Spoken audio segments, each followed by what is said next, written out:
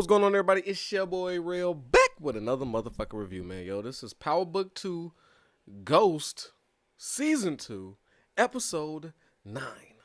Long ass title each and every time, but I need to make sure that y'all is on point, that you at the right goddamn video. I can't lie to you. It took me a second to get this one. I know I have it out yesterday, but I had to rewatch this shit. It was too much going on in this episode. Like, it took me left, right, upside. Like, I couldn't even wrap my mind around the shit that I was watching to even fully break it down. This wasn't a one watcher, dead ass. It was just so much crammed in. Like, the season finale got to be crazy. We're gonna get into that later on. We got to get into y'all season finale hot takes. How we gonna close this thing out? I mean, clearly more bodies, but where should we start?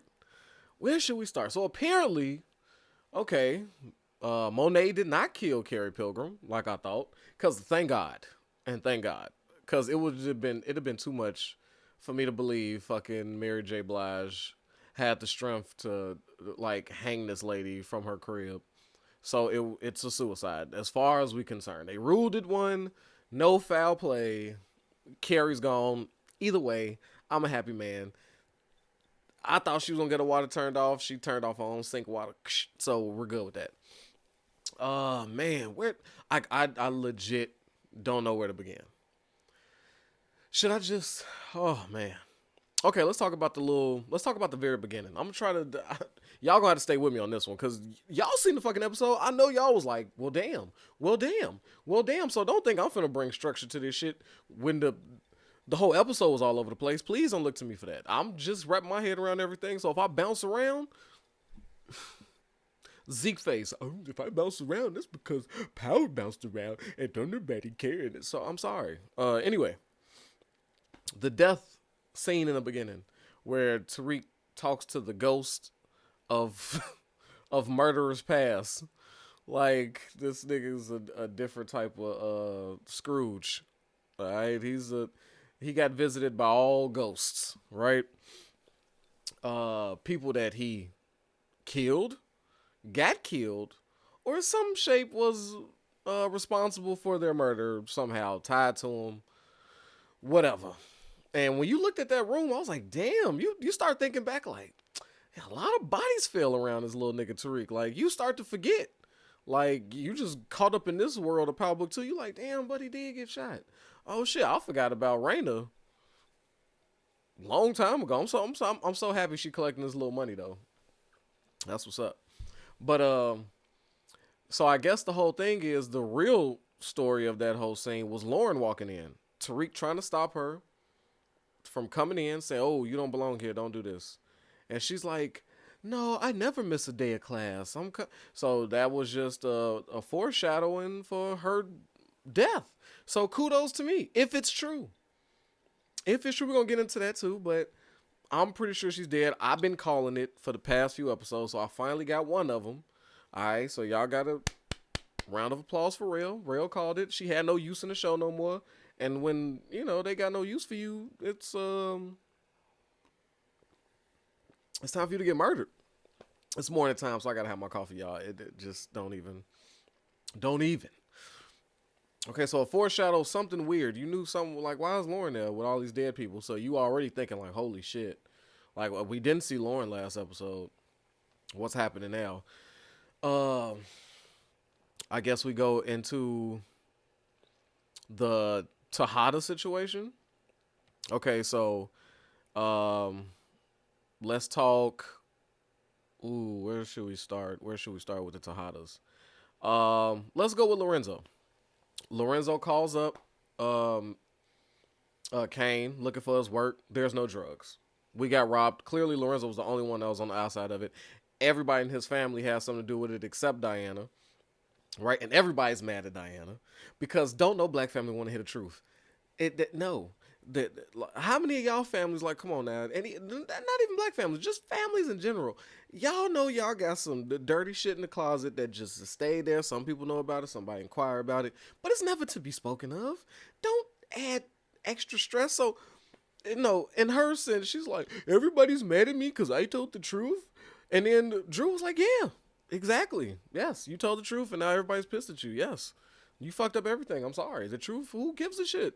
Truth shall set you free and piss people off. Like, I know that. This is what it comes with. So salute the Drew for keeping it a $150 with that one. Yeah, Diana, we're all mad at you. I'm not. They all had this dirty shit coming out. Diana, I'm on your side. Until you did this snake shit later on. You lost me with that one. Um, so Mecca, right, forces Kane. So Lorenzo got no drugs. Mecca forces Kane to be his right hand man. He can't go nowhere. This is the house. Chef is gone, right? Um, Now he's locked down, and it took all this time for them two to put it together that Mecca's Dante, Dante is Mecca. You know what I'm saying? Um, Where does this nigga stay? Show me a picture of his place. Why would he leave you? He's talking about, yeah, he left me. And Monet asking very logical questions. This is how dumb Kane is.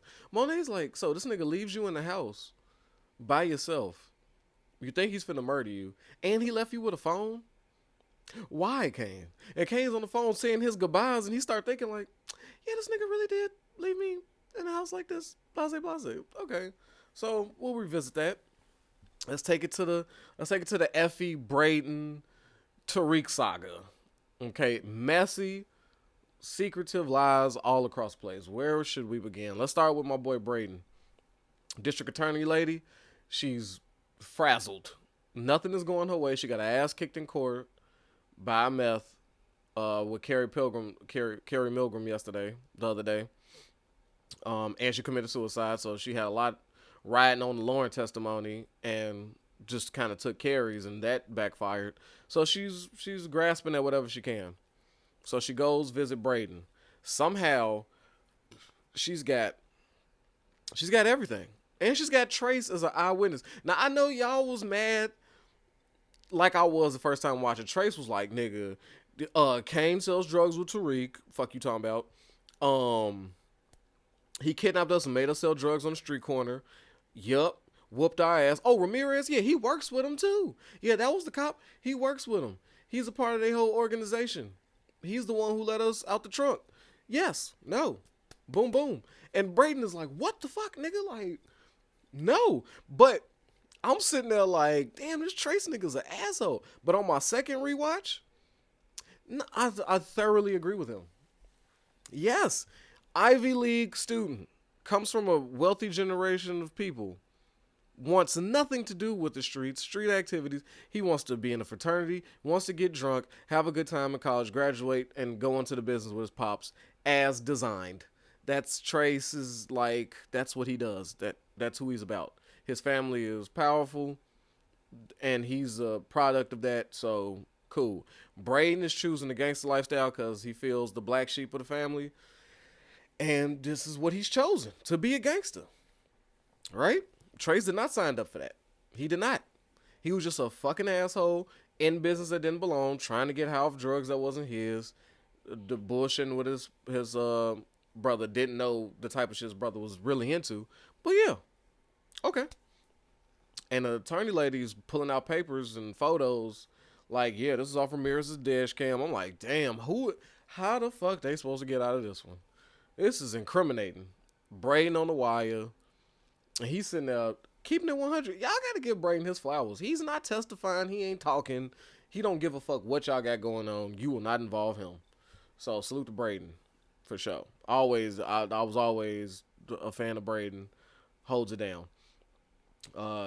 So yeah, y'all could get mad at Trace all you want, but at the end of the day, he ain't wrong, man. That's some bullshit for a nigga that has nothing to do with street shit got to deal with.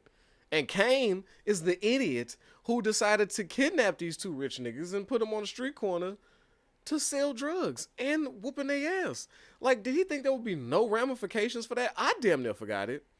So I know he ain't think twice about it until it comes piling on at once. And I was like, shit, look at how they circled around for this one. So it's a tight situation. Then Lauren comes out to... So I'm like, damn, Tariq got to deal with this shit. So then Lauren comes out telling Tariq she couldn't have waited any longer told him the entire situation, beginning to end, and I was wrong. I should have trusted you. Yeah. And then when he finds out he got Braden and Kane, she got Braden and Kane on wire, he like, oh shit, I did not know you had all this. It's time for you to run. You got to go. You could. He say, look, you could believe that lady if you want, but your life is in danger. So I don't know what to tell you. Go home, await further instructions. Right? And I was like, damn, Lauren. Nah, you did too much. Like, had she just did this in the beginning, she would have been straight. Just told Tariq, like, yo, look, just give him the situation. Let him help you. He was your boyfriend. But you let this bitch Carrie make you think that it's looking for Braden cool, but that's still your man's homeboy. Like, 100 grand. Why wouldn't you still confide in your man about that? So Lauren was moving nastily anyway, man. But can we blame her? That's not her lifestyle either. That's not her lifestyle. But I mean, still, too little, too late. Right? So, Tariq come back, tell Effie, who's already hates the fact that fucking Lauren's name is ever mentioned out of his mouth because she has fallen madly in love with Tariq and wants this bitch out the picture anyway. Okay? So then he unleashes to Effie that she snitched, she wore a wire, she's in danger, but she's not like that. And then Effie, she said, ho, ho, ho, ho, ho, ho, ho, ho. Your girlfriend is the reason you're on trial for murder, and she has Braden and Kane on wiretap, and you don't see no fucking issue with any of this. None of this is a problem because she's a sweet girl. Nigga, the fuck is you talking about? And then he's sitting there looking like, well, because you just don't you don't know. You don't know the whole story. Nigga, even if I don't have the full story, I got this part. And this part is nasty. So, I'm sorry. Intent versus impact. Her intentions may have not to put you on court for murder and do anything bad, but what she did, that was the impact. That was the impact. And all we care about is the impact right now, nigga. Because if Braden goes down and Kane goes down, guess who's next, bitch nigga? You go down, it's Effie. No, it won't be Effie. Effie won't go nowhere. Not for this motherfucker who I don't even like, never liked. The fuck is you talking about? So, there goes that. So, Effie snaking some shit. See, Diana, with her shenanigans, and Effie cannot be trusted. You know what I'm saying? Because they pulled snake moves this episode. Because Effie snakes out, goes right behind, starts some bullshit, letting Kane know, hey, shorty got you on Braden on wiretap, which makes Kane reach out to Braden and told this nigga, look, you gonna have to take care of shorty. You chose this. This is the life. Boom. She ain't gonna let me get close to her, so you got to. And if you don't murder her, nigga, I gotta murder you. So it just is what it is. And Braden is like, what? Just put Braden. Braden has had a rough episode this go. Can't lie. And then now Lorenzo wants his drugs, right? So he fucking sends Diana and Drew to go pick up the drugs again, right? They didn't know about the plan. They got the drugs. He explained, it's the only way I could murder this nigga. I needed him dead, Dad. Lorenzo don't give a shit about none of that. He want his drugs, okay? Go get that shit. So fucking sneaky ass Diana come over, and you see the moment that she tries to do this like tear up shit. She's like, can I just come in and talk to you for a little bit? And they sit on the bed, and then she just kind of goes like this. Really trying, like, my family hates me because I did this. And then, you know, this is when Tariq finds out that Dante is really Zeke's dad and Monet was doing all this. And he like, what? What the fuck? Oh, shit. Okay. This is getting nasty. Sends this nigga to go get a bottle of water. And in true form, so what did she end up doing? She like, they must have FaceTime at one point, and she knew that she would need that maybe to unlock his phone, so she screenshotted his face and like unlocked it and got the little barcode that I didn't know she knew about. She knew a lot of shit about how to unlock the drugs and where the drugs were, and I don't I don't remember Tariq showing her where this place is, explaining this is the rock you unlock it with. This is the code to get to it. I don't remember him laying none of that out. But she knew how to get to it. She went straight to it. So I guess Tariq, I don't know. He does too much. I don't know. I don't know how Diana, of all people, if anybody would know, I think it might have been not even Drew. Like, I don't know. I don't know. But she gets what she needs. Her and Drew go up there. And you remember we started at one locker? I was wondering. And now they have 47 lockers of bricks popped open. Mission Impossible shit. I was like, wow, they really stepped up their game. Stansfield is filled with drug addicts, right? Okay. Get the drugs back. Now, this is the problem I have when the drugs come back to Lorenzo. How many kingpins, niggas that run shit, drive broad daylight, fresh out of prison, with had to be, I don't even know how much worth in drugs. Like, just a trunk full of fucking put you away for life ass drugs. Took him and his son to drive around with these drugs and deal them in broad daylight on, I could imagine, indicted corners. Like, you think the police ain't looking at corners of niggas outside selling drugs? Like, what town is this? Is this Gotham City? Where does crime just, I mean, there's bad places, but it's just the brazenness. Every place they stopped at had 14 niggas outside in broad daylight doing illegal activity. And you pull up, handing bricks of drugs and collecting bricks of cash. I'm like, you don't have somebody for this? Y'all don't have a meetup spot? Why is it that everybody else meets up someplace for the drugs? They don't even do this shit at Stansfield. Prep kids don't even pull up and hand you drugs and take money. And they could go inside dorm rooms and do it. They not even doing that. But you all these blocks and all these niggas outside dealing drugs, there's not one detective, there's not one, like, motherfucker sitting on that corner, ready to indict it, fucking collecting evidence, and you pulling up in a car that's registered in your family's name, and there's no photos taken. Like, who does this? I see why Lorenzo was in prison. Clearly, this nigga's as dumb as Kane. Yes, you might have to give Drew the reins. You niggas is not built for this street shit. Like, I'm just so, who does this? But okay, he's happy, I guess. They dealing drugs, they collecting cash. It's beyond me. I don't know. This is supposed to be New York. I don't know. I don't know about the police system down there. Whatever. But yeah, where do I want to go now? Can we talk about Zeke?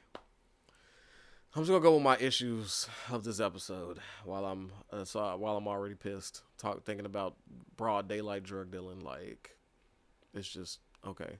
So let's just continue to make me mad. Let's talk about. Okay, so Monet and Dante / Mecca is having a conversation about Zeke and all the whole situation.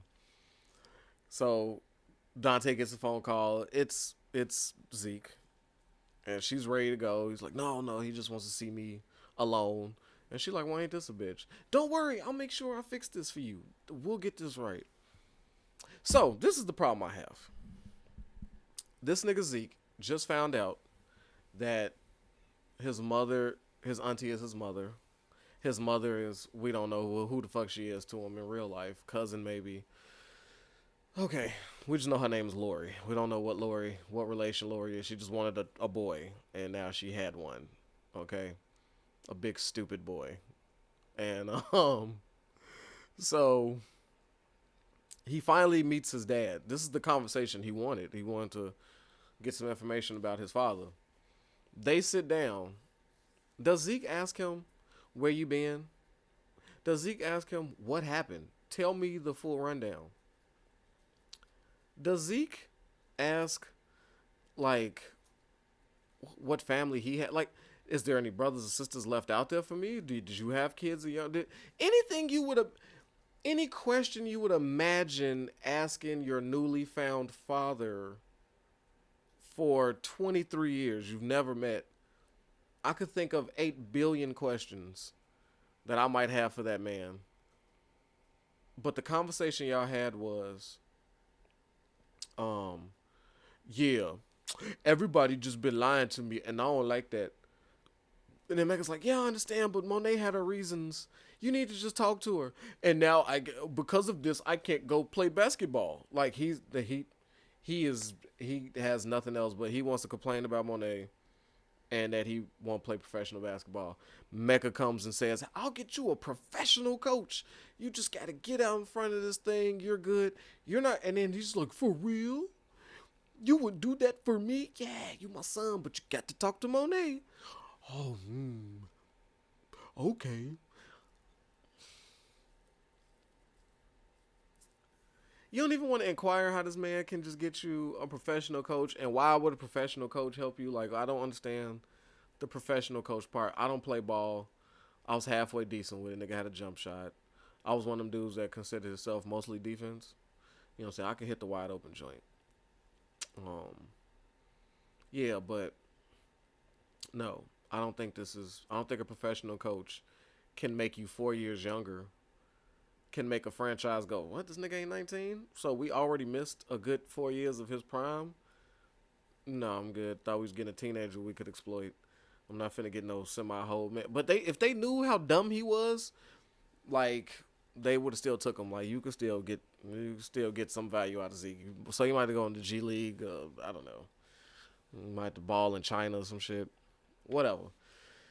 So they didn't ask no real questions at the meeting of his dad. That just really frustrated me. I thought that could be a moment to, like, give Zeke a chance to, like, show some type of emotion instead of a whiny little bitch. Maybe show some anger, like, nigga, what the fuck?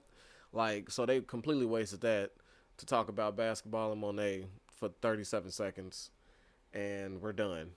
Now it's cut to where they, all three of them together, and then they're outside. Okay, now help me understand this. Now, this is what I seen, all right?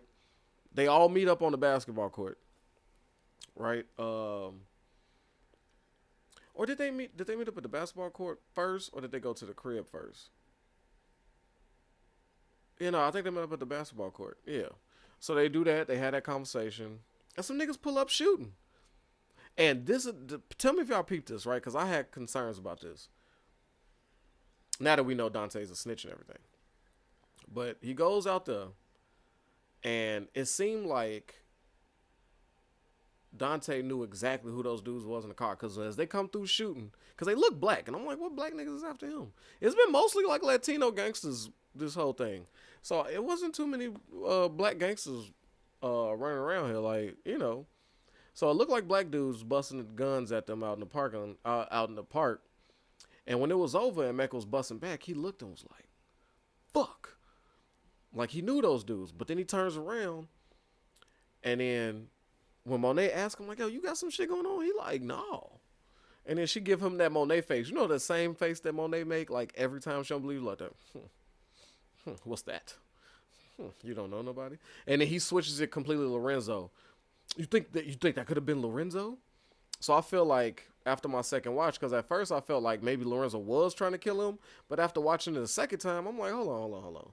The way he reacted to it, them people, like he kind of knew them, and then he pushes the Lorenzo issue, and she just kind of like, Lorenzo tried to kill the mother of his kids. Okay, yeah, let's go with that.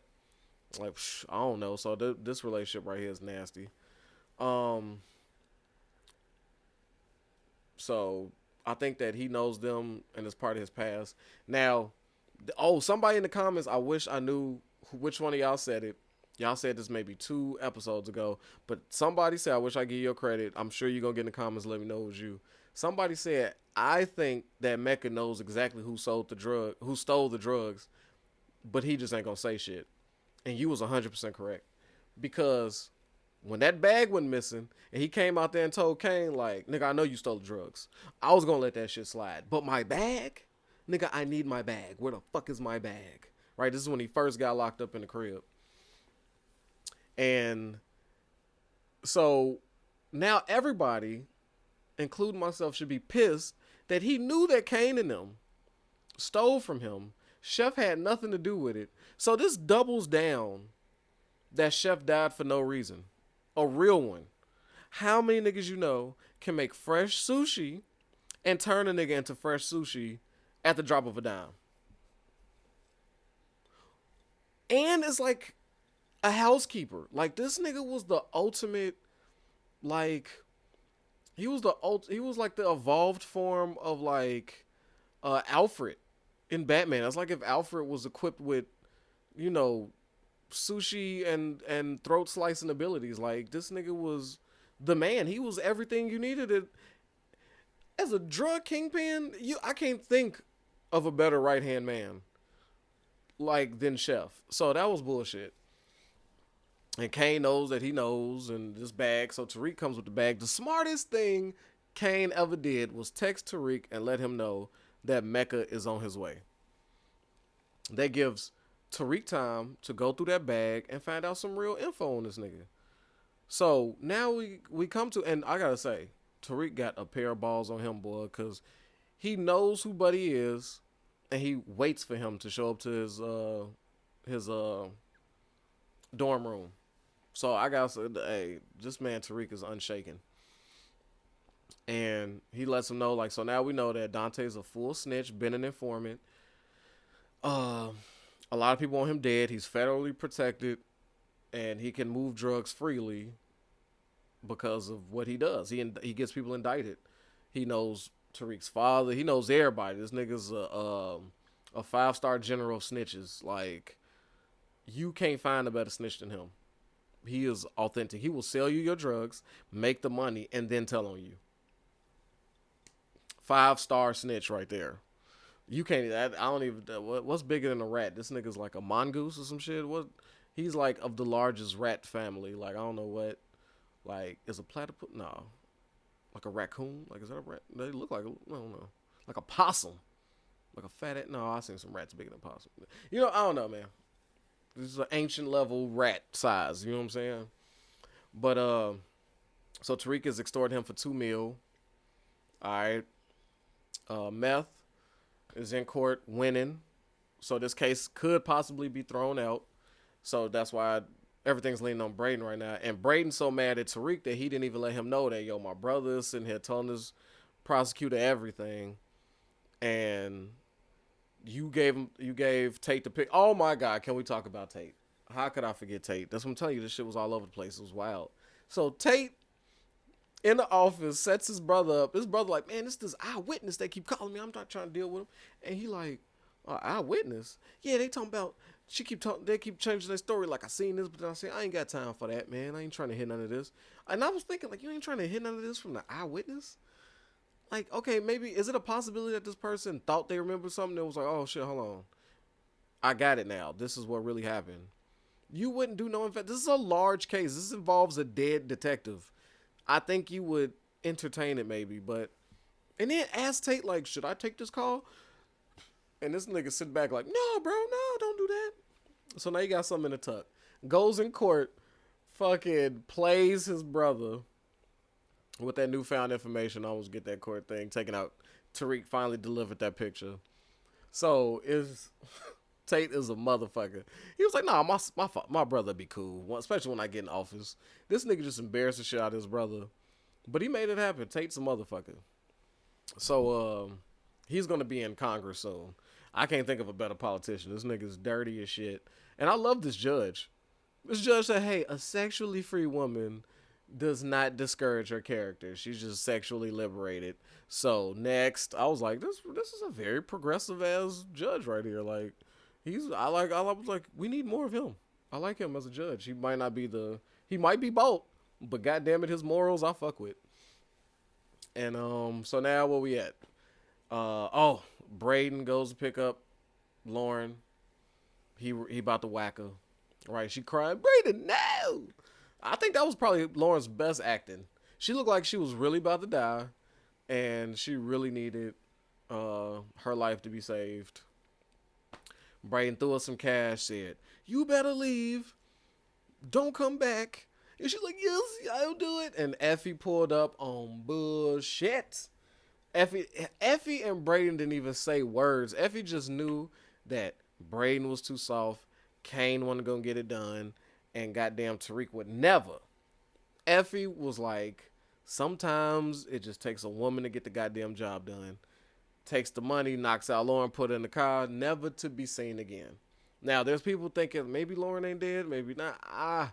When when Effie came back into the dorm room, dropped that bag of cash, and laid in that bed with that look, I don't know. You couple that with the fact that Tariq had that premonition of her coming into the room with the dead people, even though she was in the doorway, I think Effie might have gone ahead and pushed her in there with the rest. And I was saying, like, you can't believe, like, honestly, could we believe that Lauren, who has rich parents, right? She was so scared to lose. She's in a nautical studies thing. She has her whole career plan. Do we really think she's going to take this bag of money, which her parents could have gave her triple that probably, right? Like, so this amount of money is not life-changing for Lauren. Do we really think that she just go down south to disappear to become, you know what I'm saying, Lauren to, like, Taisha, and she just gonna open up a nail shop or some shit? No, like, she was not hurting. The life that she left is better than the one she could create with this little bag of money. No, she was definitely gonna come back. And Effie knew, like, yeah, that had to be done. Like, no, Lauren. And you think her parents would stop looking for her? Like, not send a private investigator or a little personal military force looking for their lost daughter? Like, that wouldn't be big time news? All this Stansfield shit, too? Like, come on, man. So, I think she's truly bodied. And that, you know. So, now, what we dealing with? I don't even know. So, we got Tariq extorting Dante for the bread. This $2 million, I don't know what it's for, but it's an offshore account. I guess this is him getting out the game and not having to do this no more. But we still got the prosecutor lady is still trying to take down Kane and Tariq. So I don't know where Braden ends up in this whole court thing. Yeah, so they just got, so they last hump. The last defense is getting this Braden Trace thing. This is her last go. So I don't know. Maybe they might pin this one on Kane. Oh, and then now Monet is telling Mecca, like, yeah, we going to run away with you, me and my kids who hate me. Drew and Diana don't want to talk to me, but you're going to get on the jet and you're going to convince them to get on the jet after killing their dad. So I don't even know if Mecca believes that. I think he was like, okay, well, let's make a plan. I don't think he believes that. He asked Kane, like, you good with this? And Kane's like, yeah, you know, I have a rough situation with my dad. So I just want to respect Mecca then a little bit more than to believe that he believes that they 100% are ready to kill their father / baby daddy and run away with him. When she chose him over him until this news came out, now it's time to go with me? Like, no. I hope Dante ain't that fucking stupid. Like, come on. So I feel like, I don't think Lorenzo gonna get killed. I think Dante gonna get smoked. This is the season finale hot takes. Season finale hot takes. I'm gonna put my money on Lorenzo getting set up and killed. Possibly, if he's dumb enough to believe him. I think Lauren is fully dead. I think Tariq is not gonna know that Lauren is dead. I don't see nobody telling him. Maybe Braden. Yeah, no, he'll find out. And I don't know if that's gonna create. I don't know what that's gonna create between him and Effie. But Braden definitely gonna be like, man, Tariq, I gotta tell you, I drove out there and I gave her some money to leave, but Effie came in and, you know, so I can see that happening. Court, I don't even know. I thought I knew. I thought they was going to pin this thing on Carrie, but you know how power comes with Court. I don't know how you're going to get off of this, to be honest with you. I don't know. Maybe he trades in that information that he has on Dante. I don't even know how that could help him, honestly. Does Kane go down for this? I was thinking like maybe they put Kane in Tariq's place, like they put all these murders on him, and Braden ain't going to testify, but maybe has Trace testify that Kane is the one, or points that prosecutor later into the Kane situation. Diana, I don't know. This one was all over the place. I honestly don't know where the fuck they going with it. I'm still asking, where's Redman and all this? What does he have to do? with being in jail and all this shit. So I just don't know. Honestly, don't know. But y'all get them comments, man. Let me know. Oh, before I let y'all go. So yo, I created a Clubhouse. Y'all got the Clubhouse app? If not, download it. So I'm trying to see if I could get y'all to. All right, y'all see that? Top 10 studios. Okay. Boom. Under rail. What I want y'all to do is, man, what I'm going to do is I started this club. So after I drop these, maybe the next day or the day after that, I'm going to create a room and we talk about the episode. You know what I'm saying? We do all hot takes. We get on there. If you don't have the Clubhouse app, please download it. If you got any questions, get in the comments. I'll put it in the comment section, hopefully at some point. But yeah, man, that's way we could just chop it up with each other. Talk about the episode, some hot takes. Just get a little bit more interactive. So get on there, Top 10 Studios. Go ahead and join up. Just search that for clubs. Join it. I'm not going to start one until I at least get 10. So I need 10 of y'all to go ahead and join that. And then we'll chop it up. All right? And with that, man, you know how it goes, man. Protect your health, yourself, your wealth. All right? Your boy is out. Peace.